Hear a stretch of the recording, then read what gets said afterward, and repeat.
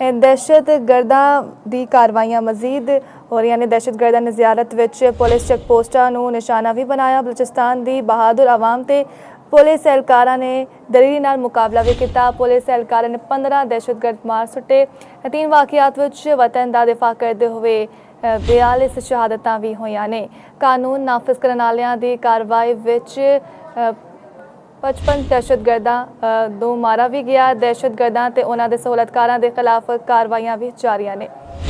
इस उत्ते मजीद गल करन लई साडे नाल मौजूद है senior anchor person Shahid Saqlain ji. Shahid Saqlain DGISP lieutenant general Ahmed Sharif Chaudhry दी बलूचिस्तान दे सिक्योरिटी सूरत हाल उत्ते ब्रीफिंग जारी सी, की कहोगे तुसी? जी बिल्कुल, बड़ी इंपॉर्टेंट ब्रीफिंग थी। जाहिर गल है जो बलूचिस्तान लगातार एक हमलों का सिलसिला शुरू होया सानू सुनने मिले गुज़श्ता चंद रोज़ ही जड़ा है जिन्होंने का उन्होंने खुद भी एक्सप्लेन किया कि पिछले 4 दिन तकरीबन कोई 3 इस किस्म के वाकयात हुए हैं। क्योंकि तुम्हें पता है कि साढ़े पड़ोसी मुल्क जो भारत है वही कोशिश होती है कि अपनी प्रॉक्सिस के जरिए फिर हिंदुस्तान और फिर खवारिज के जो दहशतगर्द ने जिन्होंने बाकायदा तौर पर उत्तों फंडिंग नहीं होती है, सहूलतकारी नहीं होती है और इस वास्ते जी सरजमीन है अफगानिस्तान की इस्तेमाल हो रही है ਉਹਦੇ ਜਿਹੜੇ ਦਹਿਸ਼ਤਗਰਦ ਨੇ ਉਹਨਾਂ ਨੇ ਇਹ ਕਾਰਵਾਈਆਂ ਕੀਤੀਆਂ ਨੇ। ਔਰ ਪਿਛਲੇ ਜਿਹੜੇ ਚੰਦ ਦਿਨ ਗੁਜ਼ਰੇ ਨੇ 4 ਦਿਨ ਗੁਜ਼ਰੇ ਨੇ ਦੇ 3 ਵਾਕਿਆਤ ਜਿਹੜਾ ਤਕਰੀਬਨ 42 ਦੇ ਕਰੀਬ ਜਿਹੜਾ ਹੈ DGISP ਸਾਹਿਬ ਦਾ ਕਹਿਣਾ ਸੀ ਕਿ ਕੀਮਤੀ ਜਾਨਾਂ ਜਿਹੜੀਆਂ ਉਹ ਜ਼ਾਇਆ ਹੋ ਚੁੱਕੀਆਂ ਨੇ। और ये नाल जोड़ा है साडे फोर्सिस ने क्योंकि कार्रवाइयां भी करते हैं। तुहानूं पता है कि पुलिस थाने ते हमला होया सी जिहदे विच पुलिस के एहलकार शहीद हुए सन ते सारियां नूं मिल मिला के तकरीबन जोड़ा है वो तकरीबन 42 के करीब लोग जोड़ा है वो शहीद हुए। फोर्सिस ने जी कार्रवाई की उन्होंने दसिया कि जी तकरीबन 54 के करीब जोड़ा है वो दहशतगर्द जोड़ा है उन्होंने जन्म हासिल किया गया और हिंदुस्तान के दीगर कुवतां जिहड़ियां ने तुहानूं पता है उन्होंने पाकिस्तान की जी खुशहाली है या पाकिस्तान की जी तरक्की है या बलोचिस्तान जितने डेवलपमेंट्स हो रहे हैं या जितना इंटरस्ट शो किया जा रहा है मुख्तलिफ ममालिक की तरफ और बलोचिस्तान इन्वेस्टमेंट वास्ते जाहिर गल है भारत उहदे जिहड़ा है पीछे और भारत की एक कोशिश है कि पाकिस्तान की जिहड़े पिछले दिनों के कामयाबियां ने भारत नाल जिहड़ी साडी एक जंग हुई थी पिछले साल उसके बाद पाकिस्तान ने जितने सफारती सतह पर कामयाबियां हासिल की ने पाकिस्तान ने जितने जो ममालिक नाल या ये जो रिसेंट डेवलपमेंट्स ने ईरान अमरीका जंग के दौरान जो पाकिस्तान का पॉजिटिव और बेहतरीन किरदार रहा उसके बाद जितने मुख्तलिफ ममालिक ने वो ये चाह रहे हैं कि पाकिस्तान नाल तजारत भी करें, पाकिस्तान नाल कारोबार भी करें और पाकिस्तान नाल बेहतरीन ताल्लुकात इस्तवार करें। दूजे पासे भारत जो है सफारती तनाई का शिकार है और इस सारे मामले को लेकर जो है वो कोशिश की जा रही है भारत की तरफ को। और पिछले चंद जोड़े दिन ने चंद हफ्ते ने वेखण मिले है कि जोड़े दहशतगर्दी की कार्रवाइयां ने इन्होंने मुसलसल इजाफा हो रहा है और मुख्तलिफ मकामात के उत्ते जोड़े मासूम शहरी ने उन्होंने निशाना बनाया जा रहा है। मंगी डैम से 6 जुलाई जोड़ा है वो हमला किया गया दहशतगर्द ने जो खुद DGISP साहब ने दसिया और मंगी डैम तो पता है कि कोयटा की आवाम जो है पानी फराहम कराने का मैं जिस तरह कह रहा था कि यो मकामात से हमले करते हैं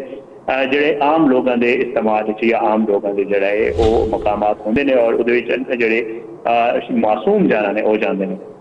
और यही हवाले नाल जो है DGISP साहब का कहना कि जाहिर है साढ़े अफवाज तैयार ने और दुनिया की कोई ताकत जो है वो पाकिस्तान को नीचा नहीं दिखा सकती।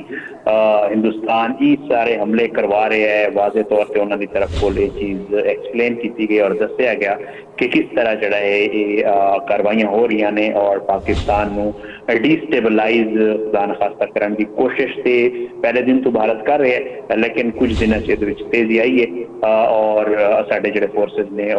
इसका भरपूर तरीके नाल जवाब दे रहे हैं और साडे फोर्सिस का जो अज़म है कि ये जी दहशतगर्दी की लानत है या जो इन्होंने तरफ को सारा कुछ किया जा रहा है और खात्मे तक जो है असी अपने कार्रवाइयां भी जारी रखांगे और जोड़े दहशतगर्द ने उन्होंने जन्म हासिल किया भी गया और मजीद आने वाले दिनों में जो इन्होंने निशाना बनाया जाएगा और मजमूम मकासद जोड़े इन्होंने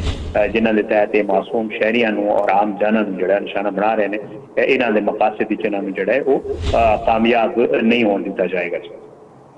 शाहिद सकलैन पाकिस्तान का मौकिफ है कि दहशतगर्दी की मनसूबाबंदी अफगान सरजमीन तो हो रही है। DGISP का भी यही आखना है। ये सवाल है कि ये दावे असी मुसलसल कई महीनों तो सुन रहे हैं तो क्या यह सिर्फ दो तरफा सिक्योरिटी मसला रह गया है या पूरे खिते की जियोपॉलिटिकल ते रीजनल सिक्योरिटी नाल जुड़ चुकिया है? देखो मैं जिस तरह अपने पहले जवाब तुहानूं दस रहा था कि पाकिस्तान की जी जियो स्ट्रेटेजिक पोजीशन है पाकिस्तान जोड़े मकाम से इस वक्त मौजूद है जाहिर गल है वो भारत को हजम नहीं हो रहा। भारत दूजे पास तुसीं वेखिआ है कि क्योंकि इसराइल दे नाल ਭਾਰਤ ਦਾ ਗੱਠਜੋੜ ਹੈ ਔਰ ਇਸਰਾਈਲ ਨਾਲ ਉਹਦੀ ਸਿਰਫ ਅਗਰ ਉਹਨੂੰ ਕੋਈ ਸਪੋਰਟ ਕਰ ਰਿਹਾ ਤੇ ਉਹ ਸਿਰਫ ਇਸਰਾਈਲ ਹੀ ਕਰ ਰਿਹਾ ਤੇ ਇਸ ਵਾਸਤੇ ਭਾਰਤ ਦੀ ਇਹ ਕੋਸ਼ਿਸ਼ ਹੈ ਕਿ ਉਹ ਕਿਸੇ ਤਰੀਕੇ ਨਾਲ ਜਿਹੜਾ ਉਹ ਪਾਕਿਸਤਾਨ ਨੂੰ ਡਿਸਟੇਬਲਾਈਜ਼ ਕਰੇ और पाकिस्तान की अपनी एक जोग्राफियाई अहमियत है, पाकिस्तान की अपनी एक सफारती अहमियत है और इस अहमियत का एतराफ़ जो है वो पूरी दुनिया कर रही है। इस वास्ते भारत में चीज़ हजम नहीं हो रही और भारत की कोशिश है कि वो किसी तरीके नाल जो है वो अपने प्रॉक्सीज के जरिए, क्योंकि उन्होंने पता है कि डायरैक्टली तो उस ट्राई की है पिछले साल मई के साढ़े नाल जो है मत्था लाण दी, लेकिन उन्होंने अंदाजा हो गया कि वो वास्ता रोग नहीं और इतनी जरूरत नहीं कि वो पाकिस्तान के नाल डायरैक्टली किसी चीज़ या कोई इस किस्म की कार्रवाई जो है वो इन्वॉल्व हो। इस वास्ते की कोशिश होती है कि वो साढ़े पड़ोसी मुल्क अफगानिस्तान की सरजमीन इस्तेमाल करके प्रॉक्सीज का, चाहे वो BLA की सूरत प्रॉक्सीज होन, चाहे वो फितना उल खवारिज और फितना उल हिंदुस्तान की सूरत, चाहे वो तहरीक तालिबान या जिन्ने भी तंजीमां तुहानूं सुनन नूं मिलदियां ने उन्होंने सूरत जिन्ने लोग जोड़े कि इन्होंने जोड़े सहूलतकार भी है ने जोड़े कि इन्होंने कहने के उत्ते पैसे लेके इस तरह की कार्रवाइयां भी करते हैं दहशतगर्दी के। तो भारत किसी सिलसिले जोड़ा है पाकिस्तान की जी एक अहमियत है, पाकिस्तान का जोड़ा एक किरदार है, पाकिस्तान की जी एक पिछले दिनों के पोजीशन बनी है, उस पोजीशन को डिस्टेबलाइज करने सारिया कार्रवाइयां जोड़ा है वो सानू करता हुआ नजर आता है। सर की रियासत के तजिए के मुताबिक हालिया हमले सिर्फ जानी नुकसान पहुँचा नहीं रह चुके या उन्होंने असल मकसद पाकिस्तान के अंदरूनी इस्तेकाम, CPEC, सरमायाकारी ते आलमी सतह उत्ते पाकिस्तान की सिक्योरिटी इमेज नूं भी मुतासिर करना है। ये सब कुछ तो हाइब्रिड वार विच तब्दील होता नज़र आ रहा है। देखो जो भी कोई इस तरह की कार्रवाई होंगे ने उन्होंने दो तरह के मकासद होंगे। एक तो मकासद उन्होंने ये होंगे कि ठीक है जोड़े मासूम शहरी ने या साढ़े फोर्सेस के जवान ने उन्होंने जानी नुकसान होंगे। दूजा यदा जोड़ा है वो एक इंपैक्ट होंगे जिन्होंने तुम कह सकते हो कि जी नफसियाती असर होंगे और वो आम शहरियां से होंगे। ज़ाहिर गल है कि जी अगर खुदा न खास्ता कितने अगर कोई धमाका हो जाए, कितने अगर कोई इस तरह की कार्रवाई हो जाती तो कोशिश इन्हों की होंगी कि जी उत्थे जोड़े शहरी ने या आम लोग ने उन्होंने उत्ते एक जोड़ा है वो साइकोलॉजिकल इंपैक्ट पै जाए और लोग उत्थे जोड़ा खौफ का शिकार हो जाए।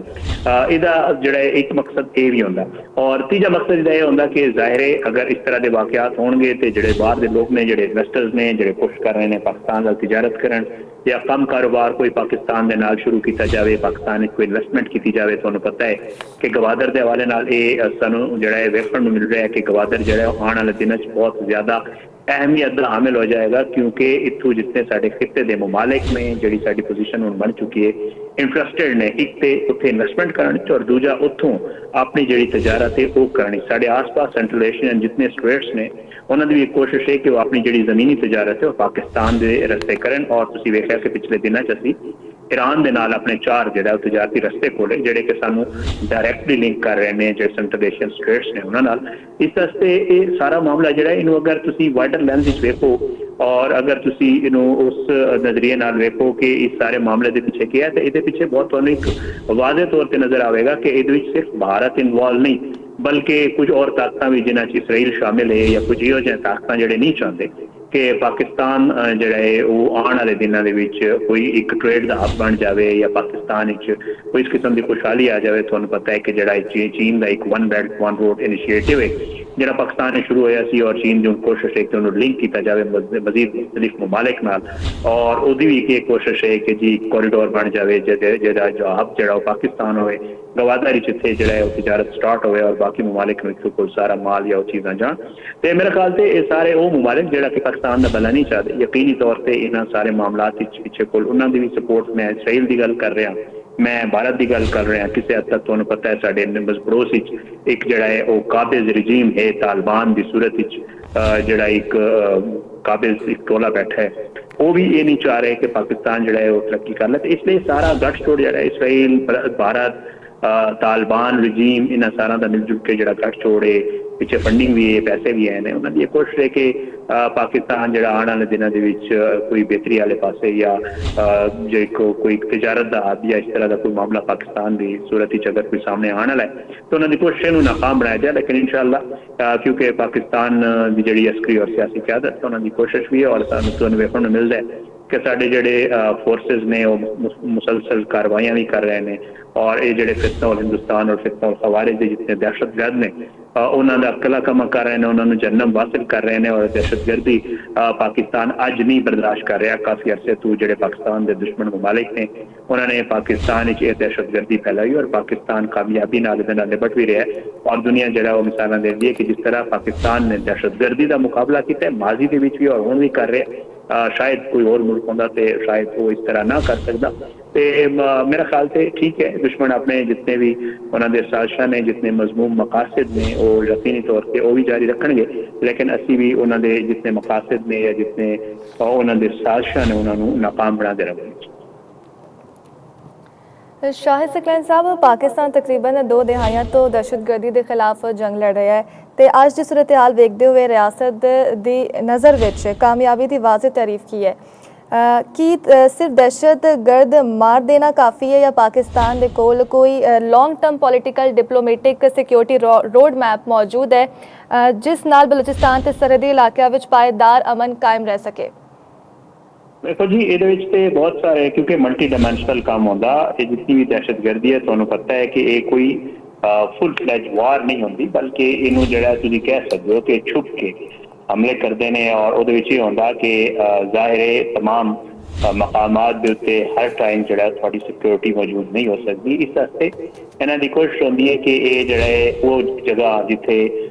इन्हां नू लगता है कि जी इत्थे आम शहरी ने इत्थे फोर्सेस की इतनी तादाद मौजूद नहीं होएगी। तो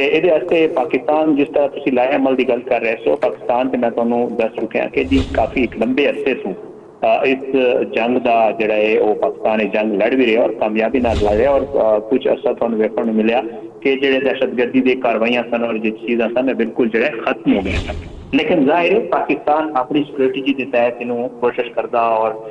साडे जोड़े दोस्त ममालिक ने वो भी सपोर्ट भी करते हैं। ये इंटैलीजेंस शेयरिंग भी होती है, मुख्तलिफ किस्म के मामला होते हैं जिन्होंने वेख के चलना पैदा। और पाकिस्तान हमेशा से कोशिश करता भी है और कोशिश काफ़ी हद तक कामयाब भी रही है। लेकिन जाहिर जोड़े दुश्मन ने या जोड़े इन्हों के पीछे इस सारे मामले के पीछे मौजूद ने वो भी उन्होंने भी कोशिश होंगी कि वो इस सारे मामले को कंटिन्यू रखन और कोशिश करें कि वो किसी तरीके पाकिस्तान की जी वो अपना उन्होंने नुकसान पहुँचा पाकिस्तान की जी सलामती है। तो ये मामला जोड़ा है ये चलता रहता। और पाकिस्तान जिस तरह मैं तुम्हें पहले कह रहा था कि जी पाकिस्तान इंशाअल्लाह पहले भी इस जंग के खिलाफ अपने कार्रवाइयाँ जारी रखें और कामयाबी नाल जोड़ा है ये जंग पाकिस्तान लड़ रहा है जी दहशतगर्दी के खिलाफ है। और आने वाले दिनों भी तुम्हें इंशाअल्लाह वेखने को मिलेगा कि पाकिस्तान जोड़ा है वो इस जंग के खिलाफ अपना जोड़ा इकलाह अमन है या जोड़ा एक तरीकाकार है वो जारी रखेगा। और जी दहशतगर्दी के खिलाफ पाकिस्तान की जंग है इनू हर हाल पाकिस्तान इंशाअल्लाह जीतेगा। जी ठीक है, शाहिद सकलैन सीनियर तजियाकार, थोड़े वक्त का बहुत शुक्रिया।